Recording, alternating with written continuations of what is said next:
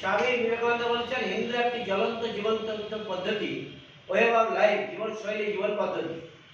আর এটা করতে গিয়ে আমরা একটা ইসিএল এর কাছে মাঠের পারমিশন দেওয়ার জন্য 27 তারিখে অ্যাপ্লিকেশন করেছিলাম। 27 ডিসেম্বর, 30 ডিসেম্বরের মধ্যে ইসিএল আমাদের মাঠটা লিখিতভাবে পারমিশন দিয়ে দেয়। আমরা সঙ্গে সঙ্গে আর নেমতপুর ফাঁড়িতে পারমিশনের জন্য একটা চিঠি আছে, চিঠিটা তারা আমাদের সই করে দেয়নি, প্ল্যানিং করে চিঠিটাকে টেবিলের তলে রেখে দেয়। 5 দিন পরে আমরা আসানসোল পুলিশ কমিশনারের চিঠি, ওনারা স্ট্যাম্প দিয়ে সই করে গ্রহণ করেছেন, পারমিশন দেননি।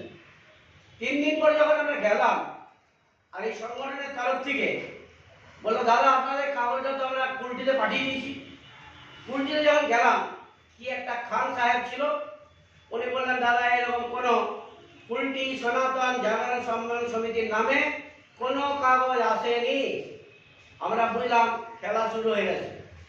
পরে যে মাঠটা আমরা পারমিশন পেয়েছিলাম, মাঠে যখন দাঁড়ালাম, 4-5টা চ্যাংড়া ছেলে এসে বললো দাদা এখানে মেলা আছে 21 তারিখে, মেলার খেলা হবে, কার্যক্রম হবে না। বলেন কি? সঙ্গে সঙ্গে আমরা কাগজপত্র নিয়ে হাইকোর্টের দ্বারস্থ হলাম। কলকাতা হাইকোর্টের দ্বারস্থ হওয়ার পর সে অ্যাপ্লিকেশন আমরা কাল দেওয়ার পর আজকে সুব্বা ঘোষ মহাশয়ের নেতৃত্বে আজকে আমাদের পারমিশন দিল। এবং যেটা বললেন যাবে এই সামান্য বিষয় পারমিশন, হিন্দুত্বের সম্মেলন, সমাজের সম্মেলন, তাদের যারা অ্যাডভোকেট ছিল যেটাকে এসআইআর সাথে ইসিএল এর মাঠের কি সম্পর্ক। আজকে আমার আনন্দ লাগছে কলকাতা হাইকোর্ট তাকে ধন্যবাদ দেওয়ার বিষয় যে এইরকম একটা সঠিক সিদ্ধান্ত হিন্দুদের কথা ভেবে আজকে আমাদের পারমিশন দিয়েছেন, তাই এখানে বসেছি। আর সত্যি কথা বলুন, পরশুদিন বীরভূমে নানুরে আর যে ঘটনাটা ঘটেছে, রিঙ্কু পাল একজন তরুণ, তাকে সবাই মিলে ঘিরে ধরে বলছে তুই আরএসএস করবি, আরএসএস থেকে ছাড়। বীরভূমের নানুরে আর রিঙ্কু দাসকে যেভাবে টর্চারিং করলো, ক্ষমা চাওয়া পাওয়ালো, সমাজের মধ্যে নিচু মাথা নত করালো। আমরা পশ্চিমবঙ্গে থাকি, বাংলাদেশ হাই কমিশনে ঘেরাও করেছিলাম।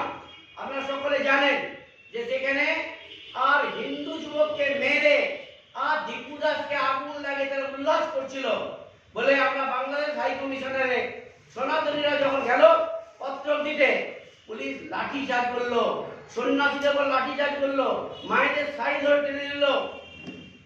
কোন জায়গায় আমরা বাস করছি? বাংলাদেশে হিন্দুদের উপর ভয়ঙ্কর অত্যাচার হচ্ছে আমরা জানি, কিন্তু এই পশ্চিম বাংলা যে বাংলা, এই বাংলা একটা ছিল বাংলাদেশ, স্বাধীনতা পীঠস্থান, বিনয় বাদল দীনেশ প্রফুল্ল চাকি মাস্টারদা সূর্যদেব পিচলতা হয়েলার যারা বন্দে মাতরম বলতে বলতে এই বাংলা সারা ভারতবর্ষকে এক করেছে, স্বাধীনতা এনেছে। আর সেই বাংলার হিন্দুদের উপর নির্যাতন চলছে, প্ল্যানিং করে চলছে।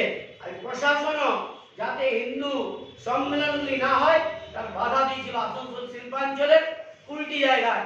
হাইকোর্টকে অসংখ্য ধন্যবাদ, তারা আমাদের অনুমতি দিয়ে হিন্দু সমাজকে আনন্দিত করে একটা হিন্দু সম্মেলন করার অনুমতি দিয়েছে। তাই আজকে আমাদের প্রেস কনফারেন্স করা।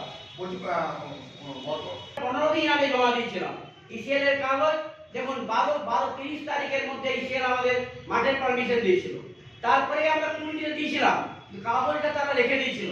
তার জন্য আমাদের আসানসোল পুলিশ কমিশনারের বলতে হয়েছে, পরে মৌখিকভাবে আমাদের জানিয়েছে যে আমরা পারমিশন দিতে পারবো না। কালকে অনুষ্ঠান হচ্ছে, কালকে অনুষ্ঠান হচ্ছে। সবচেয়ে ভালো কলকাতা হাইকোর্ট আর মাননীয় সুব্বা ঘোষ যিনি আজকে আমাদের অনুমতি দিলেন, হাইকোর্টের জাস্টিস।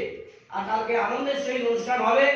আসানসোল শিল্পাঞ্চলের হিন্দুরা আসবে, শিডিউল কাস্ট শিডিউল টাইপরা এটা আনন্দে মেতে আছে। এই কার্যক্রম চাই, কার্তিক মহারাজকে দেখতে চাই, সুমনজিকে দেখতে চাই।